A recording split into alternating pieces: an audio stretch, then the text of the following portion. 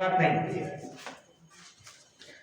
चलिए अब इधर देखिए कि हम लोग जो स्टार्ट कर रहे हैं वो आपका जो ह्यूमन रिप्रोडक्शन है, ये ह्यूमन रिप्रोडक्शन का आपका क्या है, सेकेंड टॉपिक जो हम लोग का क्या था, फीमेल रिप्रोडक्टिव सिस्टम, जिसको बोलते हैं स्त्री जनन तंत्र। तो स्त्री जनन तंत्र के अंतर्गत जो होती है वो क्या होती है, तो वन पेयर ओवरीज, फिर उसके साथ एसेसरी डक्ट्स, एसेसरी ग्लैंड्स, और क्या होती है, एक्सटर्नल जेनाइटेलिया होती है।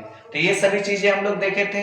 अब यहाँ पर फर्स्ट पढ़ेंगे हम लोग ओवरीज के बारे में, अंडाशय के बारे में। तो अंडाशय के बारे में हम लोग जब देखते हैं तो अंडाशय आपका क्या होती है कि ये फीमेल का क्या होती है, प्राइमरी सेक्स ऑर्गन होती है। प्राइमरी सेक्स ऑर्गन होती है मतलब प्राथमिक लैंगिक अंग। और ये प्राथमिक लैंगिक अंग का क्या कार्य होती है, तो आपको ही पता है कि प्राथमिक लैंगिक अंग जो है, प्राइमरी सेक्स ऑर्गन है, ये गैमेट का फॉर्मेशन करता है। किसका फॉर्मेशन करता है, गैमेट का फॉर्मेशन करता है, मतलब युग्मक का निर्माण। जो कौन होता है, ओवम होती है, मतलब अंडाणु होती है। और इसके साथ प्राइमरी सेक्स ऑर्गन और क्या होती है, तो और प्राइमरी सेक्स ऑर्गन क्या करता है, ये आपका हार्मोन, सेक्स हार्मोन का फॉर्मेशन सिक्रीशन करता है, जो इसमें होती है प्रोजेस्टेरोन और एस्ट्रोजन, जो अंडाशय हार्मोन कर सकते हैं या ओवेरियन हार्मोन्स कर सकते हैं इसको। फिर इसके बाद और जब देखा जाता है तो इसका जब देखा जाता है कि इसका पोजीशन कहां होती है फीमेल बॉडी में, तो फीमेल बॉडी में पेल्विक रीजन होती है,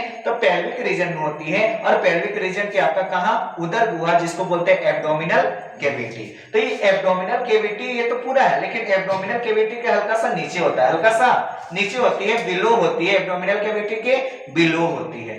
तब ये आपका एब्डोमिनल कैविटी का बिलो हो गया।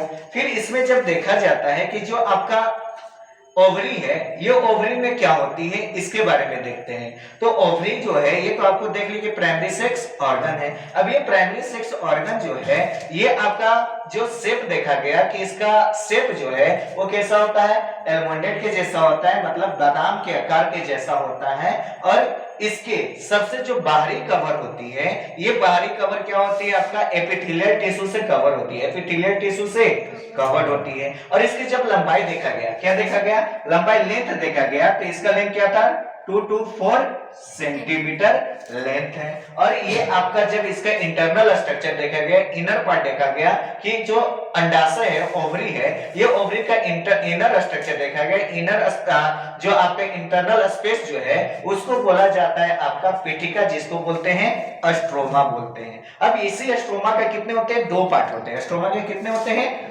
2 पार्ट होते हैं। अब ये 2 पार्ट कौन से होते हैं, तो आपको ही पता है, ये 2 पार्ट आपका क्या होती है, एक परिधि जिसको पेरिफेरल पार्ट बोलते हैं, और बीच वाला सेंट्रल पार्ट होती है, केंद्रीय पार्ट होती है। तो ये इसका परिधि वाला भाग मतलब पेरिफेरल पार्ट जो होती है, ये पेरिफेरल पार्ट जो होती है वो कौन होती है, वल्कुट होती है। कौन होती है, वल्कुट। और इसका बीच वाला जो पोर्शन है मतलब सेंट्रल पार्ट है, और ये सेंट्रल पार्ट को बोलते हैं मेडुला, जिसको बोलते हैं मध्यांश, और इसको बोलते हैं कॉर्टेक्स। मतलब जो कॉर्टेक्स है ये आपका पेरिफेरल, देखिए ये आपका ओवरी का जो पेरिफेरल है ये क्या है, आपका कॉर्टेक्स। और इसी कॉर्टेक्स में आपका क्या होती है कि जो आपका ओवम है, ओवम का छोटे छोटे जो फोलिकस है वो क्या होते हैं, प्रेजेंट होते हैं। ओवम का छोटे छोटे फोलिकस जो होते हैं वो क्या होते हैं, प्रेजेंट। और ये सब फोलिकस कौन से रीजन में होते हैं, पेरिफेरल। और ये पेरिफेरल रीजन को क्या बोला जाता है, कॉर्टेक्स बोला जाता है। क्या बोला जाता है, कॉर्टेक्स। वही लिखा है, देखिए आपका पेरिफेरल पार्ट होती है कॉर्टेक्स। और ये कॉर्टेक्स में क्या होती है,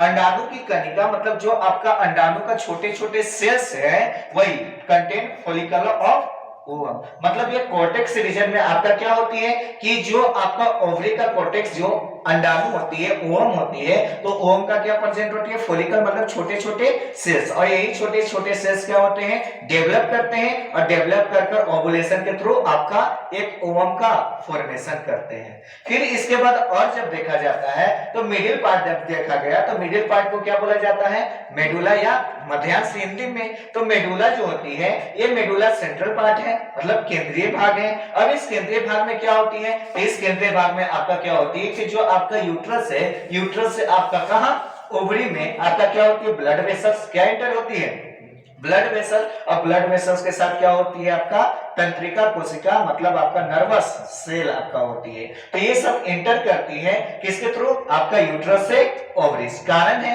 क्योंकि आपको ही पता है कि इसमें जो हार्मोनल है, ये हार्मोनल चेंज किसके थ्रू होती है, तो नर्वस सेल्स के कारण। अब जो आपका अंडाणु है, ओवम है, ये ओवम का जो आपका न्यूट्रिशन है, वो न्यूट्रिशन किसके थ्रू प्रोवाइड होगी, तो आपको ब्लड वेसल, क्योंकि आपको ही पता है कि ब्लड वेसल्स में क्या होते हैं, आपका न्यूट्रिएंट पर आपका सब्सटेंस होते हैं, और ये न्यूट्रिशन सब्सटेंस जो है ये आपको ओवम के जो फॉलिकल्स है उसको क्या करेगा, न्यूट्रिशन प्रोवाइड करवाता है। तो ये होती है इंटरनल स्ट्रक्चर।